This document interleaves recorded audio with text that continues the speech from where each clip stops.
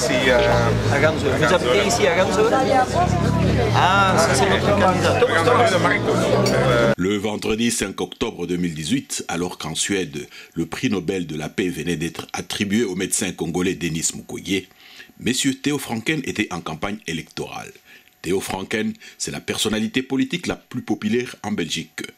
Theo Franken est secrétaire d'État à l'asile et la migration, chargé de la simplification administrative, adjoint au ministre de la Sécurité et de l'Intérieur.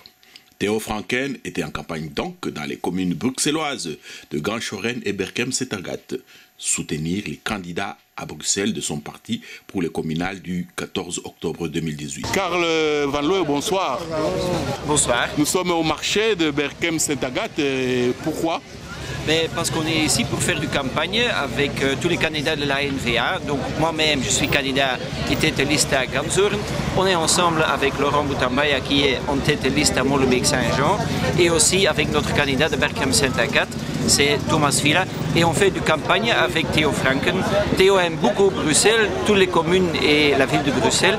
Et on est ici pour faire du campagne. Et comme vous avez vu, les Bruxellois, il aime beaucoup, Theo, il aime beaucoup la NVA.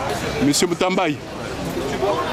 Comme ça vient d'être dit tout à l'heure, nous sommes ici à Berchem-Setagat en campagne. Nous avons commencé à Ganzoren. De Ganzoren, et le point de chute c'est ici, où nous avons établi le contact une fois encore avec nos électeurs. Vous avez pu par vous-même constater les différentes réactions de sympathie qui ont été exprimées à l'égard du groupe la NVA qui était conduit par le secrétaire d'État Theo Franken.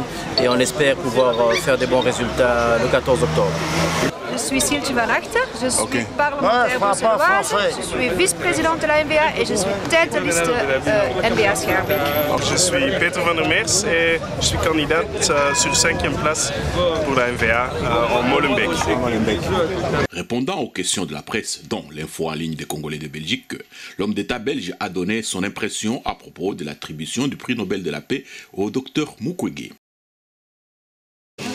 Monsieur Theo, c'est pour l'info en ligne des Congolais de Belgique. Donc, vous êtes venu soutenir vos candidats ici à Bruxelles, c'est cela? Oui, bien sûr. Mon ami Laurent, qui travaille pour moi, c'est un adviseur très proche de moi. Et oui, Karl Van Looy aussi, mais aussi des autres candidats NVA que je soutiens tout à fait. Parce que c'est important de soutenir nos candidats ici à Bruxelles, qui sont un peu moins connus comme moi, parce que moi je suis très connu en Belgique comme secrétaire d'État, mais je fais mon soutien absolu. J'étais à Anvers la semaine passée pour soutenir la campagne à Anvers et maintenant à Bruxelles. Oui, comme il est candidat de la diversité, vous avez un message particulier pour l'électorat? Pour les Congolais ou pour tout le monde? Ah, j'ai rien dit. Allez-y. Allez-y.